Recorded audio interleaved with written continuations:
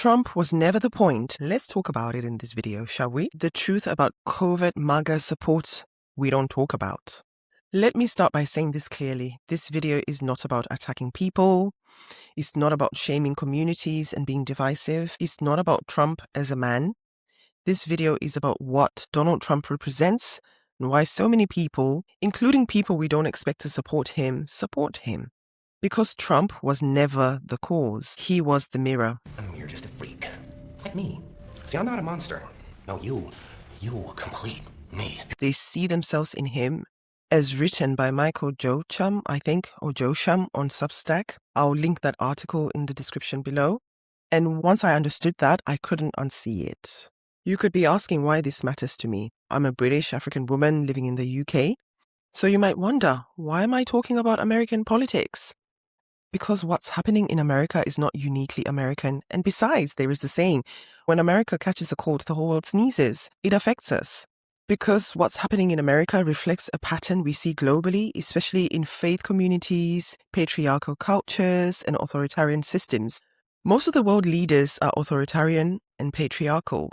The World Population Review, so I was actually doing a bit of research on that, like thinking, is this abnormal? And the World Population Review estimates that 70 to 71% of the world's population lives under autocratic rule, with roughly 90 countries classified as such, exceeding democracies for the first time in decades. So we have this belief that we think that the world is going towards democracy, but it's not. It's not even our world's reality. In my research, it showed that 5 countries are theocratic. That's Vatican City, Iran, Saudi Arabia, Afghanistan, and Yemen. Then the other category is ethno-states, which are led by one major ethnic group. And there wasn't any sort of conclusion on that, but Japan came up as one. And without much of that proof, though, if you want, just go to Africa. Africa has a lot of ethno-states and autocratic nations. I even think that they were watching the whole world and thinking, why can't we be like that? So as you see, Trump didn't invent these patterns. He exposed them to us, even though they already existed. We kind of knew, but America, I would probably say Hollywood and the American dream kept us in a dreamlike fantasy of believing in free thinking and democracy when most of the world is not even like that.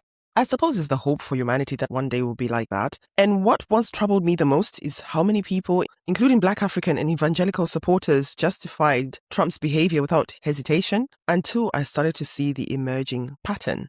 And that's that Donald Trump is a mirror. As mentioned, I read an article suggested by this YouTuber, and she has actually gone viral on this topic. And she said something powerful that I had to go and read the article by this Michael Joachim for myself. So I'm going to read a short extract with you, but feel free to read the full article on his Substack, and I'll link it in the description below as well to thank him for his work. So this article was written by Michael Joachim. I used to wonder, and he said, I used to wonder how it was possible that Trump could have won in 2016 and this second time in 2026, given how emotionally toxic and depraved he is. I no longer do. I actually think he won for that precise reason, because he had at least one fucked up part to mirror the fucked up parts of millions. This is where he gets into the meat when he talks about if you're a racist, you found your guy. If you're a misogynist, you found your guy. If all you care about is money, you found your guy. If you have an emotionally armored heart, you found your guy. If you make fun of disabled people, you found your guy. If you hate intelligent people, you found your guy. If you're a rapist, you found your guy. If you like golden showers with Russian sex workers, you found your guy. That's funny. If you have not done a stitch of work on your emotional issues, you found your guy. If you're a serial cheater, you found your guy. If you're a perpetual bankrupt, you found your guy. If you don't pay people for their honest work, you found your guy. If you're a hustler and a con man, you found your guy. If you mock people's physical appearances, you found your guy. If you long for a toxic daddy, you found your guy. If you're dissociated and disembodied, you found your guy. If you're unconscionable in all your economic dealings, you found your guy. If you lie day and night, you found your guy. If you've never eaten green vegetables, you found your guy. That's quite interesting. If you're a white supremacist, you found your guy. If you have a hole in your ego so big that even the presidency could feel it, you found your guy. If you're a sociopath and care not one iota about other humans, you found your guy. If he only had 2 of these issues, he never would have won. It was the fact that he had hundreds of them that made him the winner. Because millions of humans are toxic, so they could relate to him in one form or another.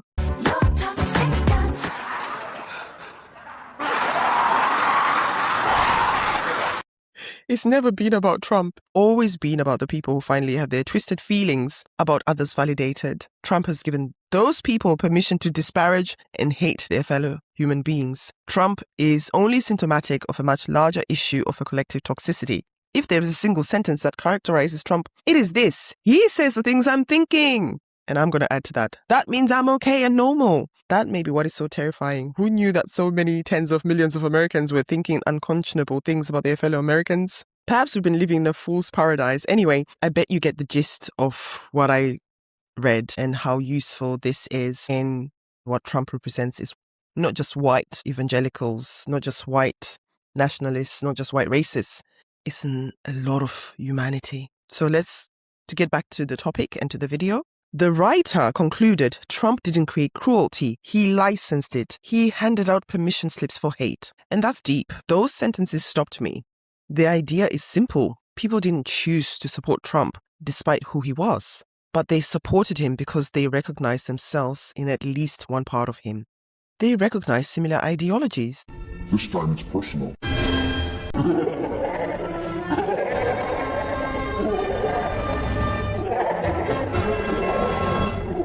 Not all of him, just enough.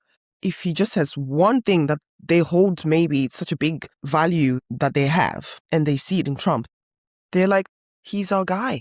And I believe that's why he won. And I believe that's why he's winning in the whole world. Because he might grate you or say something that you're like, but he then says that one thing that you slowly, covertly support, agree with. So who are the covert supporters? There's a common narrative that Trump supporters are only white evangelicals, and uneducated racists. That's not true. Trump has support from black voters. He has support from the African diaspora communities in the USA and outside. He has support from evangelical Christians worldwide. And across racial lines, he has support from non-white folk that have very conservative value and are Islamophobic. And a majority of black African evangelical communities do not see Trump as a fraudulent man or as a man accused of various acts of sexual misconduct, allegedly. He's seen as chosen by God, chosen to oppose LGBTQAI rights, chosen to oppose trans ideologies. He's chosen to reinforce patriarchy. He's chosen to restore traditional power structures. He's chosen to bring back power into Christianity. And for many who support MAGA, those values matter more than race. Because if race mattered, think about it. The fact that slavery was enacted by Christians would have made them never be Christians. There would be no black Christians or non-white Christians. So which shows you that Christian ideology trumps race. It trumps a lot. As a healthcare professional myself, we usually say benefit outweighs risk, which means there is risk, but the benefit is bigger. And in this scenario, I would say Donald Trump brings benefits to the world more than the risk of the effects of racism. The things they oppose are labeled as works of the devil. And a world where there is a grand cosmic battle against evil, nobody cares what color your skin is, your ethnicity or your race. Please, as if that matters now, get over yourself. We are on God's, Jesus' side now. That's uncomfortable to hear, but it's real. It's the truth. It's how black MAGA supporters from the African diaspora or African evangelical churches see it.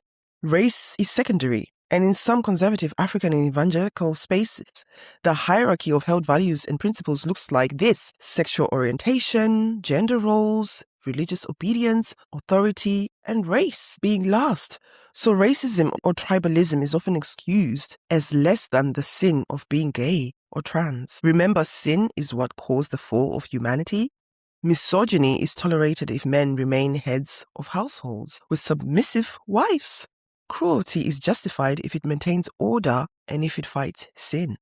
That's why comments like Trump is inciting racism and fascism don't land.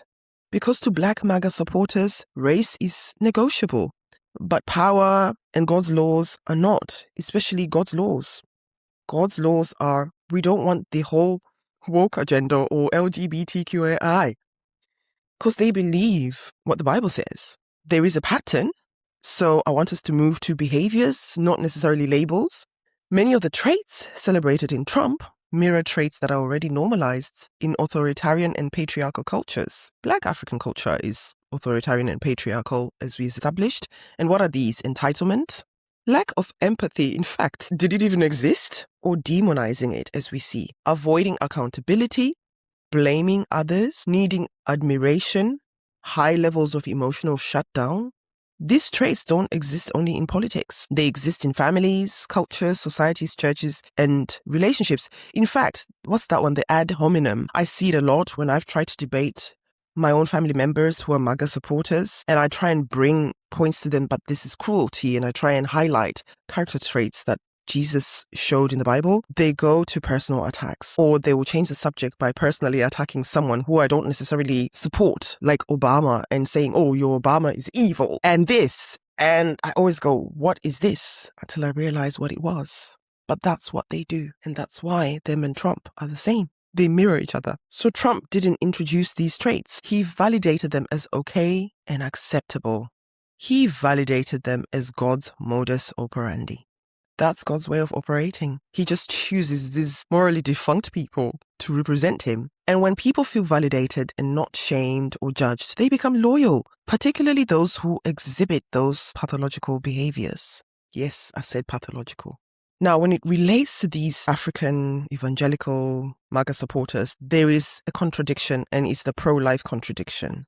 This is the specific part when it comes to Black African MAGA supporters that matters deeply to me, and yet I find a major incongruence or inconsistency and downright hypocrisy. Many white American Trump supporters pride themselves on being pro-life, but in Black MAGA supporters, whether they are in the diaspora or not, the reality is that pro-life convictions often stop at birth.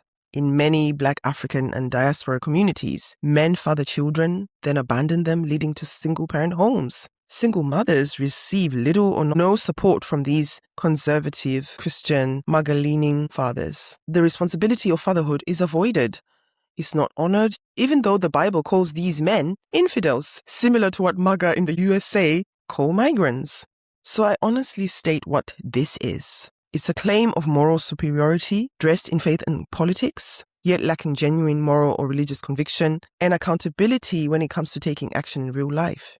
So you know your girl, I like to look at the data. And the data, this is on Black people worldwide. So I looked at the African continent, I looked at the UK where I live, and I looked at the US. And it turns out that most Black people identify as Christian.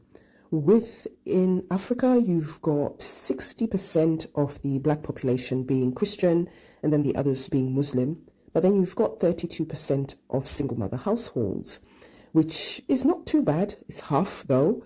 And then you've got in the US, you've got 75 to 78% of Black people identifying as Christians, with 47% of households being registered as single motherhood. When you look at the figures, there's a higher proportion of people who identify as Christian. And at the same time, because of the demographics, they're a minority. They've got the highest percentage of single motherhood households in US.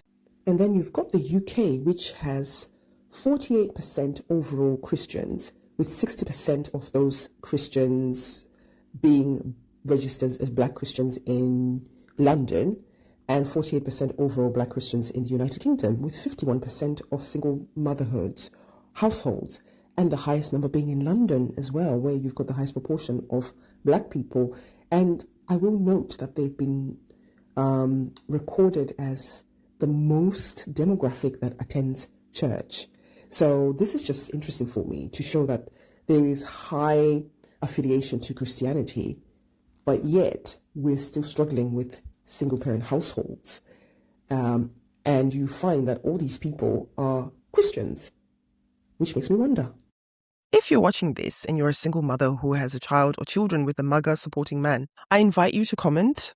Does the father of your child truly show up and live up to the pro-life rhetoric which remains evident even after the children are born? Because hypocrisy thrives where accountability is absent. In fact, hypocrisy doesn't matter with MAGA as long as they're God's chosen. They are somehow exempt. After all, they can atone and ask for forgiveness, as Jesus takes it away and absolves any conviction, responsibility, and accountability.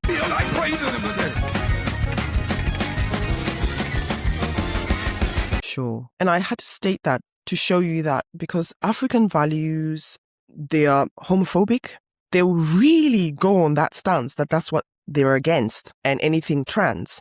But yet, you will never see them chime the pro-life rhetoric because it's very exposing.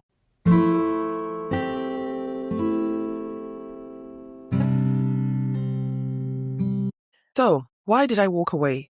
This is one of the reasons that helped me in my faith deconstruction from evangelical Christianity, because the Jesus I read about protected the vulnerable. He challenged power structures, which mostly included the religious establishment of his time. Jesus did not approve of double standards and hypocrisy. He held people accountable, even calling them out for it, especially people of religion and men. He valued women. He valued the marginalized of society. What I saw in evangelical politics didn't reflect that. Instead, I saw excuses for abuse, silence around harm, power without responsibility, the justification of cruelty by weaponizing scripture and forgiveness against the victims. And I couldn't participate in that hypocrisy anymore. There is no reason to read the Bible so that I'm a good and moral person when others are chosen by God without any godly demands imposed on them to be good or moral. Why? After all, the book says God is no respecter of persons. So what is it? Is it truth or not? Does he need you to be a certain way, or it doesn't matter? Because God is going to choose who he wants to choose. The bigger truth is, this is not about Trump. It's about collective values. It's about what people are willing to excuse to protect their religious identity. And it's about recognizing that not all skin folk are kinfolk. Shared skin does not equal shared values. I understand that, but I also want to change this narrative that MAGA is only supported by white evangelicals, white racists, white nationalists. I think it is beyond race, as we've seen. The mirror is a mirror in humanity, in all societies. If this video made you uncomfortable, that's okay. Exposing truth usually does. Certain black conservatives may not express concern regarding the racial discrimination subjected to you, as they view such issues as secondary to what they perceive as matters of moral or spiritual significance. For them, concerns about sin or perceived immorality often take precedence over considerations of race, ethnicity, or immigration status. This is why Trump is their mirror and hero, despite stating they come from shithole countries with imposed travel bans or restrictions into the USA. That doesn't matter. He's speaking up for them. My intention is not to divide, it's to wake us up, to ask better questions and not assume. It also helps us understand those with different opinions, to demand integrity when integrity is required. Because the integrity is probably one of the things that I say is very lacking. To stop confusing dominance with leadership when it differs from Christ, and to confidently say, I will not partake of it. To name religious narcissism for what it is when we see it or encounter it.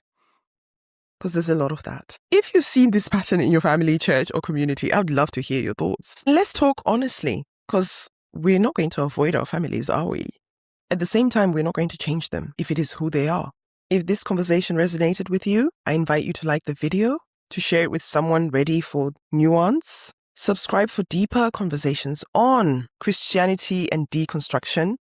Now and again, I will do a Christian-leaning social commentary on topics, and let me know if you like these. Helps us not form conclusions without evidence, because a lot of this is very, very, very nuanced. So this is Undefined Life.